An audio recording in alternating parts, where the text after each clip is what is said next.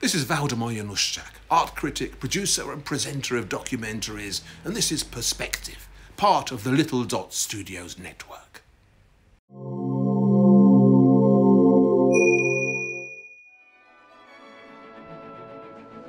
Can we talk about feelings? I don't know about you, but I personally experience many emotional states that defy verbal description.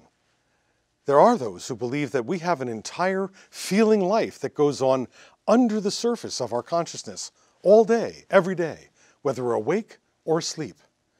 And this continuous, kaleidoscopic brew of feelings is ever-changing. But even if we don't subscribe to this theory of an elusive inner emotional life, each of us knows that our surface feelings, confidence, fear, love, hate, lightheartedness, anger, elation, melancholy, all of those are in a constant state of flux. One of the most amazing things about wordless, abstract music is that the composer has created music which mirrors our emotional life, especially in the manner in which feeling states change instantaneously. And here's something to think about before rejoining the members of the Amphion String Quartet. With timbre being restricted to only the sounds that stringed instruments can make, what does that force the composer of a string quartet to do?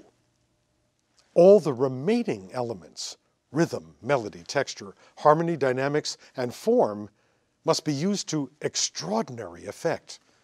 Without the luxury of having woodwind, brass, and percussion timbres to excite our senses, it's almost as though the composer has one hand tied behind their back. And yet, so much can be transmitted by such a small ensemble of 4 string players, especially in the hands of a composer like Beethoven. And speaking of Beethoven,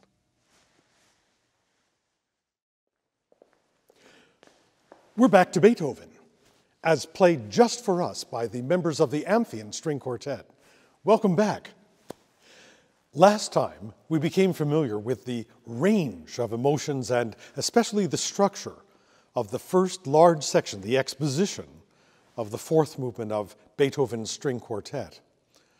Just to review, let's listen to the exposition played through once and follow along with the on-screen graphics.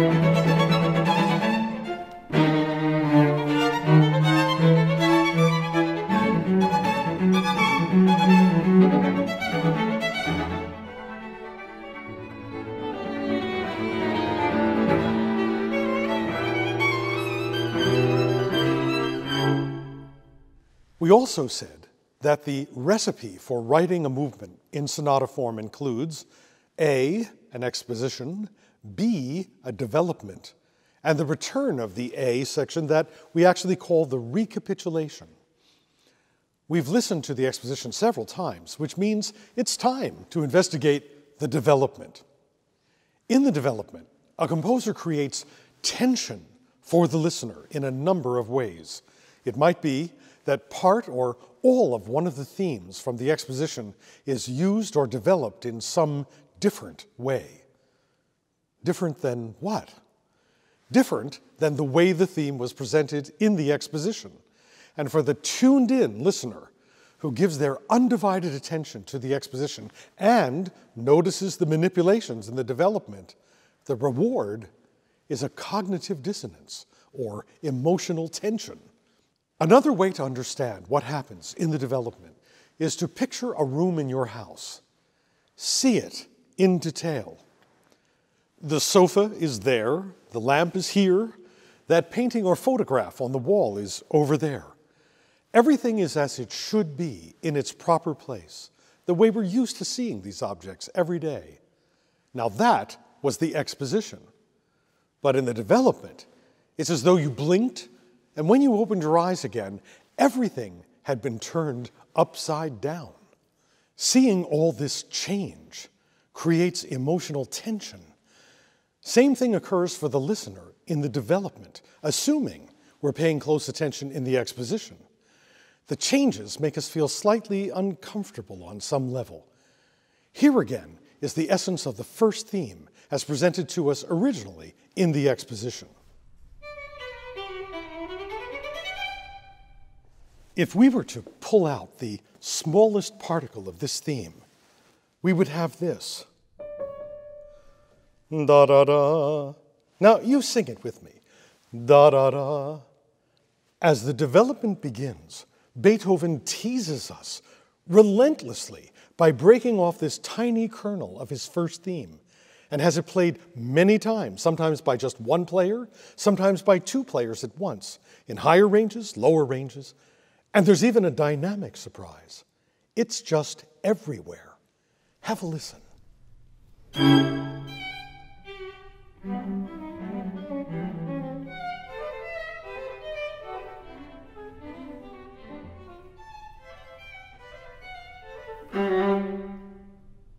How many occurrences of da-da-da were there?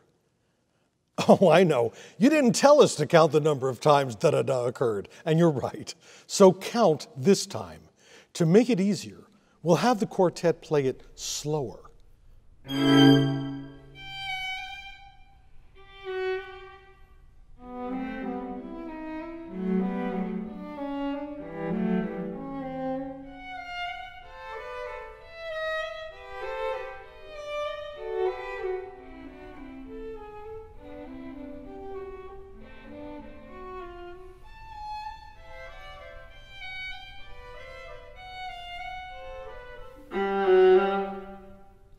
Beethoven gives us da-da-da,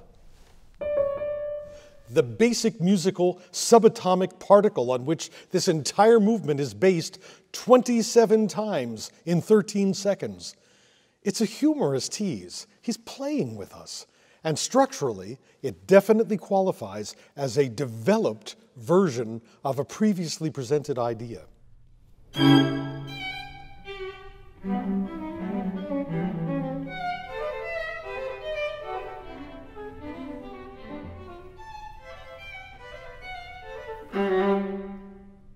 We might ask if Beethoven was always this playful when he composed.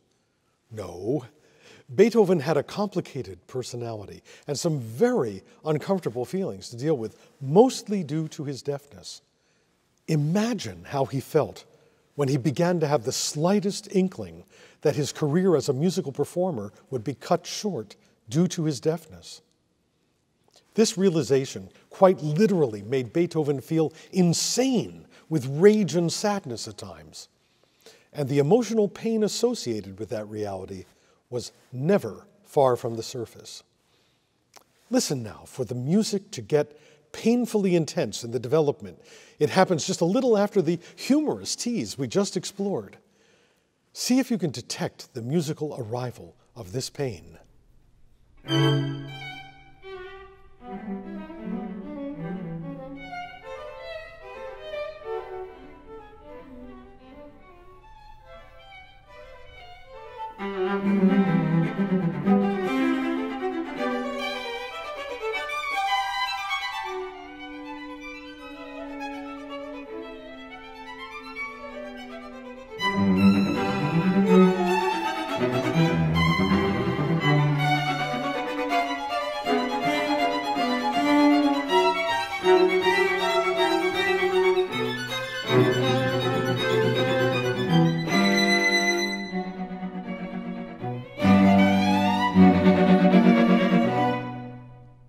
In the passage the quartet just played, Beethoven gives us an incredibly dissonant harmony. And if that's not enough, he moves it up here. And then up here, just to make sure we get the point.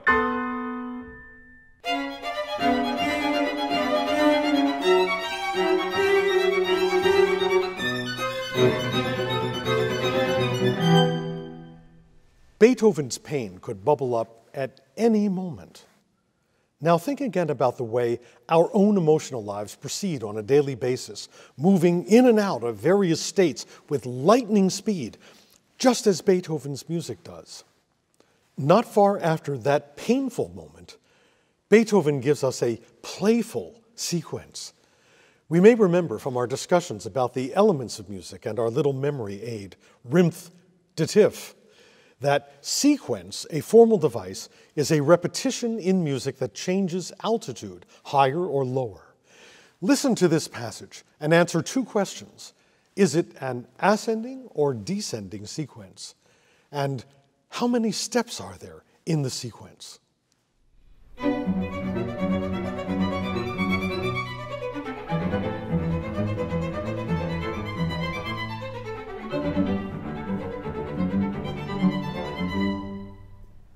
How did you do?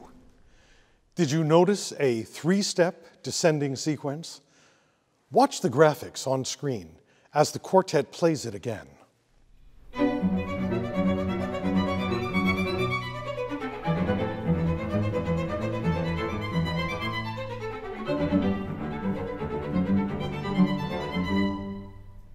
To get back to the big picture, after the development section in a sonata form movement, there's a return to the material of the exposition.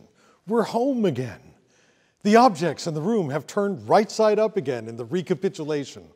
The music will sound like it did in the beginning of the movement. Listen, see if you can tell when the recapitulation arrives.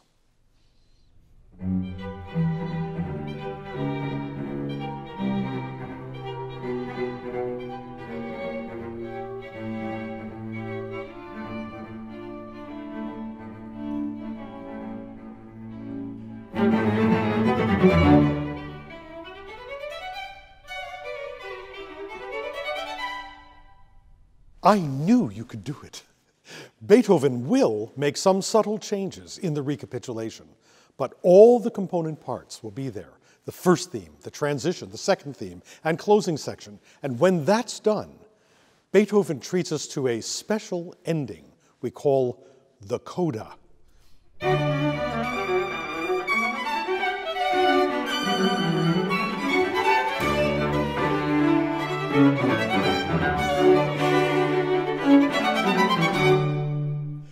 Did you notice anything special happening there? Well, let's have Andy and Mihai play their viola and cello parts alone, without the violins.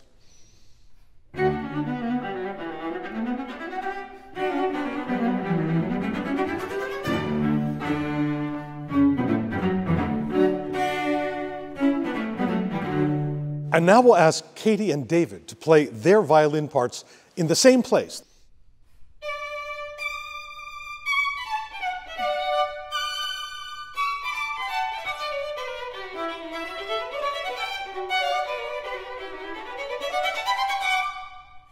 If you didn't notice when they were all playing together, perhaps you can now tell that the two pairs of instruments switch.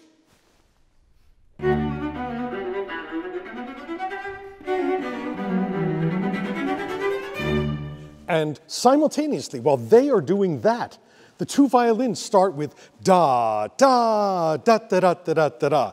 Katie and David, would you play your parts?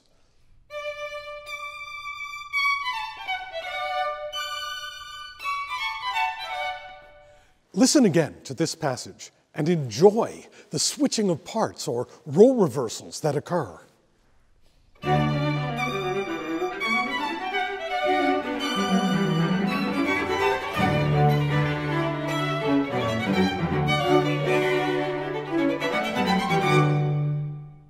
Now, perhaps, we can begin to answer the question we posed in the previous episode.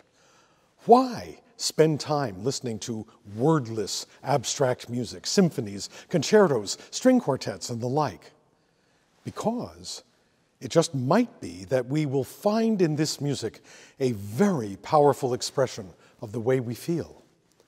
If we make the decision to give music our undivided attention with an open mind, not simultaneously texting, reading, talking, or eating so that we just hear this music as background sonic wallpaper, we will begin to notice the details of the music.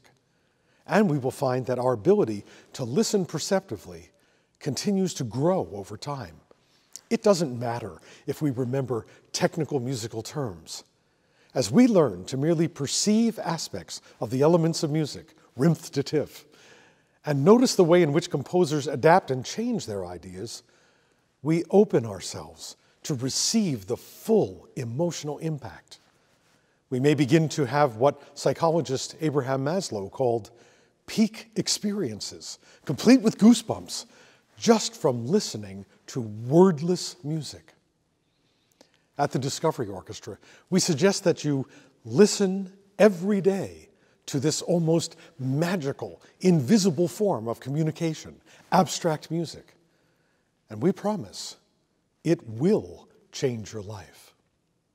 Now, as a reward for all your careful, attentive listening, let's once again be fully present with the members of the Amphion String Quartet as they perform the fourth movement of Beethoven's String Quartet, Opus 18, number 3, one more time. Bask in the musical details, the array of emotions presented, and the manner in which Beethoven ends this movement with a gentle wink and a smile.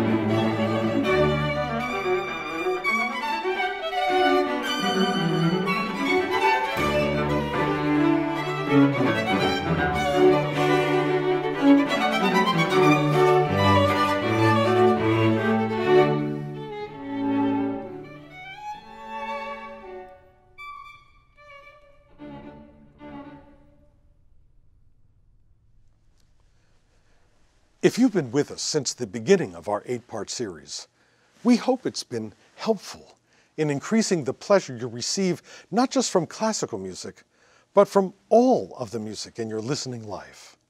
I'm George Mariner Maull for the Discovery Orchestra, reminding you to listen better.